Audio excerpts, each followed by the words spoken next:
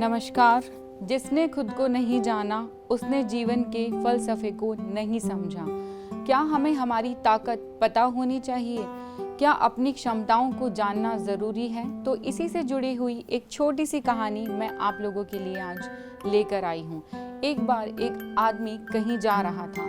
रास्ते में उसने कुछ हाथियों को देखा और बहुत ज़्यादा आश्चर्य में पड़ गया, क्योंकि ताकतवर और बड़े बड़े हाथी के पैरों में कमजोर और पतली रस्सियां बंधी हुई थी। इन रस्सियों की वजह से वो हाथी एक जगह पर रुके हुए थे, जबकि हाथी में तो इतना बल और ताकत होता है कि वो किसी भी वक्त इन रस्सियों को तोड़कर कहीं भी जा सकते हैं। तो उसने उन हाथियों के ट्रेनर को पूछा कि ये हाथी यहाँ पर क्यों खड़े हैं और मुक्त होने के लिए कोई प्रयास क्यों नहीं कर रहे। तो ट्रेनर ने जवाब दिया, जब ये हाथी छोटे और कम ताकतवर थे तब इन्हें इन रस्सियों से बांधा गया था और उस एज में ये रस्सियां उन्हें रोकने के लिए काफ़ी थी। और जैसे जैसे ये हाथी बड़े होते गए उन्हें यही लगने लगा कि इन रस्सियों को तोड़ा नहीं जा सकता, इसलिए इन्होंने प्रयास करना ही छोड़ दिया।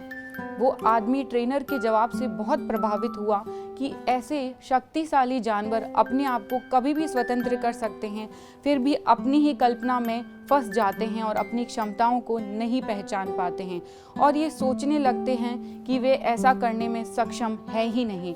इन हाथियों की तरह हम में से भी कई लोग बस एक बिलीफ को मानकर बैठ जाते हैं कि हम कुछ नहीं कर सकते, क्योंकि उसे करने में हम एक बार पहले असफल हो चुके हैं। लेकिन हमेशा याद रखें, असफलता सीखने का एक पार्ट है। हमें कभी भी प्रयास को नहीं छोड़ना चाहिए, क्योंकि हमें नहीं पता कौन सा अटेम्प्ट बस आखिरी अटेम्प्ट होगा और उसके बाद सक्सेस हमारे सामने होगी। तो अपनी क्षमताओं को पहचानें और याद रखें, अपनी क्षमताओं को पहचानने वाला ही आगे बढ़ सकता है, क्योंकि मनुष्य जब स्वयं के अंदर झांकता है तो उसे एक नई ताकत मिलती है।